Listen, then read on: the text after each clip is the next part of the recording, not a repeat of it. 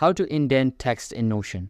Today, we'll dive into how you can indent text in Notion to better organize your documents and make them more readable and structured. Let's get started. First, head over to the Notion website. This platform is your go-to space for organizing work and personal projects all in one place.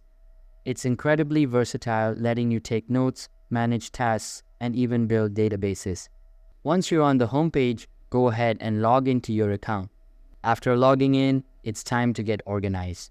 Find an empty text box or create a new one by clicking on a blank area of your page.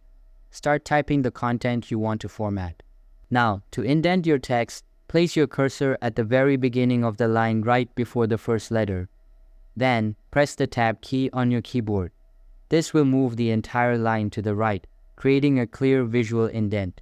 It's a simple but powerful way to add structure to your content, making it easier for anyone reading your notes or documents to follow along. Keep in mind, Notion allows you to indent a line only once.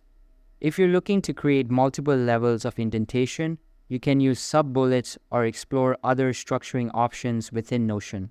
To continue indenting in a list or paragraph format, just hit Enter after your indented line, then press Tab again on the new line.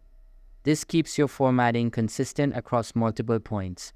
And that's it, a quick and easy guide to indenting text in Notion. This small formatting trick can go a long way in improving how your documents look and feel.